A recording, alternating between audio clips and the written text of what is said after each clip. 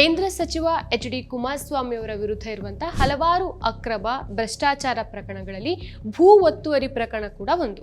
ರಾಮನಗರ ಜಿಲ್ಲೆಯ ಬಿಡದಿ ಬಳಿ ಇರುವಂತಹ ಕೇತಗಾನಹಳ್ಳಿಯಲ್ಲಿ ಕುಮಾರಸ್ವಾಮಿ ಮತ್ತು ಅವರ ಸಂಬಂಧಿಗಳ ಒಟ್ಟು 110.3 ಎಕರೆ ಭೂಮಿ ಇದೆ. ಈ ಪೈಕಿ ಬರೋಬ್ಬರಿ 70 ಎಕರೆ ಭೂಮಿ ಸರ್ಕಾರದ್ದು. ಸೊ ಈ ಭೂಮಿಯನ್ನ ಅಕ್ರಮವಾಗಿ ಒತ್ತುವರಿ ಮಾಡಿಕೊಳ್ಳಲಾಗಿದೆ ಅಂತ ಆರೋಪಿಸಲಾಗಿದೆ. ಕುಮಾರಸ್ವಾಮಿ ಮತ್ತು ಸಂಬಂಧಿಗಳ ವಿರುದ್ಧ ಭೂ ಒತ್ತುವರಿ ಪ್ರಕರಣದ ತನಿಖೆ ಮತ್ತು ಸರ್ವೆ ನಡೆಸಿರುವಂತಹ ಅಧಿಕಾರಿಗಳು ಸರ್ಕಾರಕ್ಕೆ ವರದಿಯನ್ನ ಸಲ್ಲಿಸಿದ್ದಾರೆ. ಹೈಕೋರ್ಟ್ ಆದೇಶ ಮತ್ತು ತನಿಖಾ ವರದಿ ಜೊತೆಗೆ ಕುಮಾರಸ್ವಾಮಿ ಅವರ ತೋಟದ ಮನೆ ಇರೋ ಜಾಗಕ್ಕೆ ಅಧಿಕಾರಿಗಳು ಮಂಗಳವಾರ ತೆರಳಿದ್ದಾರೆ. ತೆರವು ಕಾರ್ಯಾಚರಣೆ ಆರಂಭಿಸೋಕೆ ಸಜ್ಜಾಗಿದ್ದಾರೆ. ಫೈನಲಿ ಎಚ್ಡಿಕೆ ಮನೆ ಮುಂದೆ ಜೆಸಿಬಿ ನಿಂತ್ಕೊಂಡಿದೆ. ಕೋರ್ಟ್ ಆದೇಶದಂತೆ ತೆರವು ಕಾರ್ಯಾಚರಣೆ ನಡೆಸೋಕೆ ಮುಂದಾಗಿದ್ದೇವೆ. ಹಲವರಿಗೆ ಸೇರಿರುವಂತಹ 12 ಸರ್ವೆ ಈ ನಂಬರ್ಗಳ 14 ಎಕರೆಯಷ್ಟು ಜಾಗ ಒತ್ತುವರಿಯಾಗಿದೆ, ಅದನ್ನ ತೆರವುಗೊಳಿಸಲಾಗುತ್ತೆ ಅಂತ ಜಿಲ್ಲಾಧಿಕಾರಿ ಯಶವಂತ್ ವಿ ಗುರುಕರ್ ಹೇಳಿದ್ದಾರೆ. ಹಾಗಾದ್ರೆ ಏನಿದು ಪ್ರಕರಣ ಅಂತ ನೋಡೋದಾದ್ರೆ, ಬಿಡದಿಯ ಕೇತಗಾನಹಳ್ಳಿಯಲ್ಲಿ ಸರ್ವೆ ನಂಬರ್ 7, 8, 9, 10, 16, 17 ಮತ್ತು 79ರಲ್ಲಿ ಸುಮಾರು 70 ಎಕರೆ ಸರ್ಕಾರಿ ಭೂಮಿಯನ್ನ ಕುಮಾರಸ್ವಾಮಿ ಮತ್ತು ಸಂಬಂಧಿಗಳು ಒತ್ತುವರಿ ಮಾಡಿಕೊಂಡಿದ್ದಾರೆ ಅಂತ ಆರೋಪಿಸಲಾಗಿದೆ.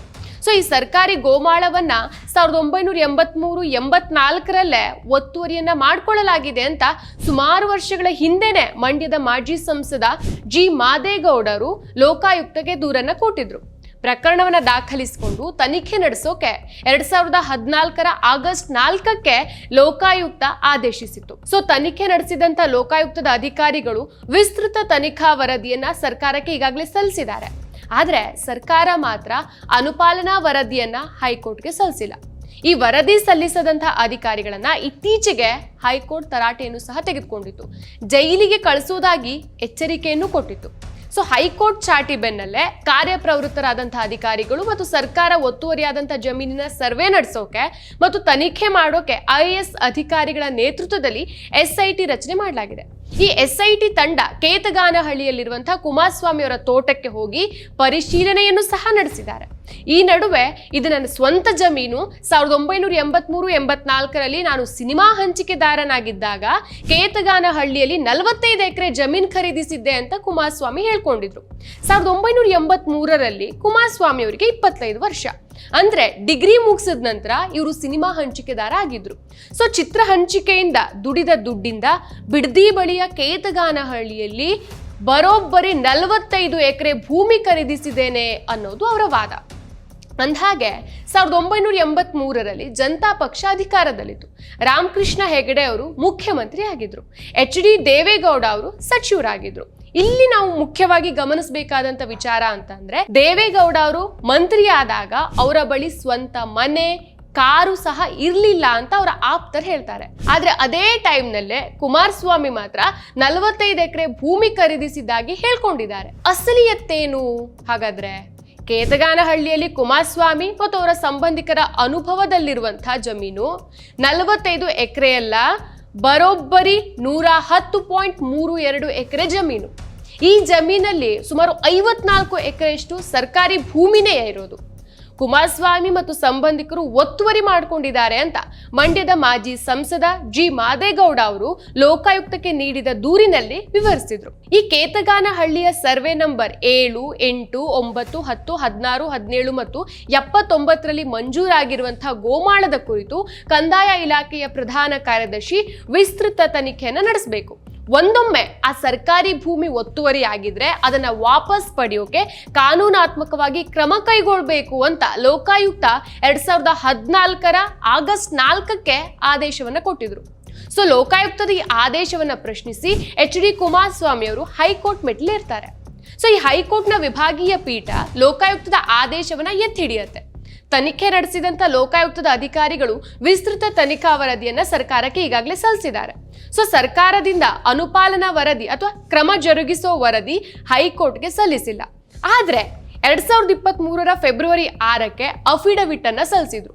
ಅದರಲ್ಲಿ ಕೇತಗಾನಹಳ್ಳಿ ಗ್ರಾಮದಲ್ಲಿ 7, 8, 9 10, 16, 17 ಮತ್ತು 79 ಸರ್ವೆ ನಂಬರ್ಗಳಲ್ಲಿರುವಂತಹ ಜಮೀನು ಇದನ್ನ ಪರಿಶೀಲಿಸಿ ಉಪವಿಭಾಗಾಧಿಕಾರಿ ಮತ್ತು ತಹಶೀಲ್ದಾರ್ ಅವರು ಕೆಲವು ವಿಚಾರಗಳು ಮತ್ತು ವಾಸ್ತವಿಕ ಅಂಶಗಳನ್ನು ದಾಖಲಿಸಿದ್ದಾರೆ ಅಂತ ನ್ಯಾಯಾಲಯಕ್ಕೆ ಸಲ್ಲಿಸಿದಂತ ಅಫಿಡವಿಟ್ ನಲ್ಲಿ ತಿಳಿಸಿದ್ದಾರೆ.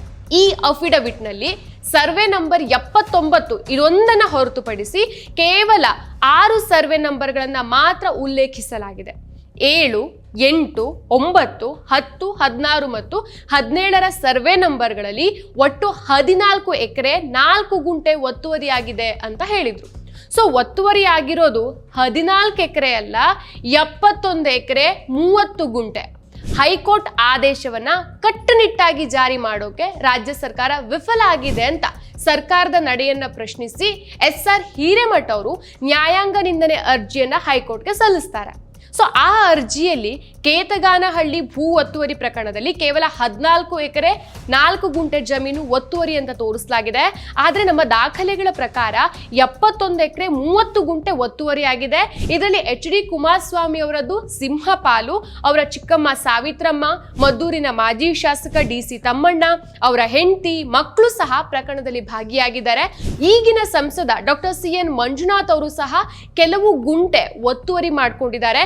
ಇವರೆಲ್ಲರೂ ಸಹ ಪ್ರಭಾವಿಗಳೇ ಆಗಿರೋದ್ರಿಂದ ಕ್ರಮ ಕೈಗೊಳ್ಳಬೇಕಾದಂತ ಸರ್ಕಾರಕ್ಕೆ ಇಚ್ಛಾಶಕ್ತಿ ಇಲ್ಲದಾಗಿದೆ ಅಂತ ಆರೋಪಿಸಿದ್ದಾರೆ. ಅವರು ಆಗ ಹಾಕಿದ ಅರ್ಜಿಯ ವಿಚಾರಣೆ ಈಗಲೂ ಸಹ ನಡೀತಾನೆ ಇದೆ. ಈ ಅರ್ಜಿ ವಿಚಾರಣೆ ವೇಳೆ ಅಧಿಕಾರಿಗಳನ್ನ ಹೈಕೋರ್ಟ್ ತರಾಟೆಗೂ ತೆಗೆದುಕೊಂಡಿತ್ತು. ಒತ್ತುವರಿ ಆಗಿರುವಂತಹ ಭೂಮಿಯನ್ನ 2 ವಾರದಲ್ಲಿ ತೆರವುಗೊಳಿಸೋಕೆ ಕ್ರಮ ಕೈಗೊಳ್ಳಬೇಕು ಅಂತ ಹೈಕೋರ್ಟ್ ಕಟ್ಟುನಿಟ್ಟಿನ ಸೂಚನೆಯನ್ನ ನೀಡಿತ್ತು. ಹೈಕೋರ್ಟ್ ಚಾಟಿಯ ಫಲವಾಗಿ ತನಿಖೆಗಾಗಿ ಸರ್ಕಾರ SITಯನ್ನ ರಚಿಸಿತ್ತು. ಈ ನಡುವೆ SIT ತನಿಖೆ ಬಗ್ಗೆ ಪ್ರತಿಕ್ರಿಯಿಸಿದಂತ ಕುಮಾರಸ್ವಾಮಿ ಅವರು, ನೀವು ನನಗೆ ನೋಟಿಸೇ ಕೊಡ್ದೇನೆ ನನ್ನ ಪ್ರಾಪರ್ಟಿ ನೀವ್ ಹೆಂಗ್ ಒಳಗ್ ಬರ್ತೀರಪ್ಪ ಅಂತ ಧಿಮಾಕಿಂದ ಪ್ರಶ್ನಿಸಿದ್ರು. ಹಾಗೆ ಮುಂದುವರೆದು ಇದು ಸಿದ್ದರಾಮಯ್ಯನವರ ಆಡಳಿತ ಅಂತ ವ್ಯಂಗ್ಯ ಮಾಡಿದ್ರು. ಅಷ್ಟೇ ಅಲ್ಲ, ನನ್ನ ಟಚ್ ಮಾಡಕ್ಕಾಗತ್ತಾ ಅಂತ ಧಮಕಿ ಹಾಕಿದ್ರು. ಕುಮಾರಸ್ವಾಮಿ ಅವರ ಈ ಬಂಡತನದ ಹಿಂದೆ ಕೇಂದ್ರ ಮಂತ್ರಿಗಿರಿ, ಮೋದಿ ಸರ್ಕಾರ ಇದೆ, ದೇವೇಗೌಡ ಅವರ ಕೃಪಾ ಕಟಾಕ್ಷ ಇದೆ. ಕುಮಾರಸ್ವಾಮಿ ಅವರ ಧಮಕಿಗೆ ಹೆದರದಂತಹ SIT ಅಧಿಕಾರಿಗಳ ತಂಡ ಕಂದಾಯ ಇಲಾಖೆ ಮತ್ತು ಸರ್ವೆ ಇಲಾಖೆ ಅಧಿಕಾರಿಗಳ ಜೊತೆಗೆ ಜಂಟಿಯಾಗಿ ತನಿಖೆ ಮತ್ತು ಸರ್ವೆಯನ್ನ ನಡೆಸಿದ್ದಾರೆ. ಸೊ ವರದಿಯನ್ನ ಈಗಾಗಲೇ ಸರ್ಕಾರಕ್ಕೆ ಸಲ್ಲಿಸಿದ್ದಾರೆ. ಇದೀಗ ತೆರವಿಗೆ ಮುಂದಾಗಿದ್ದಾರೆ.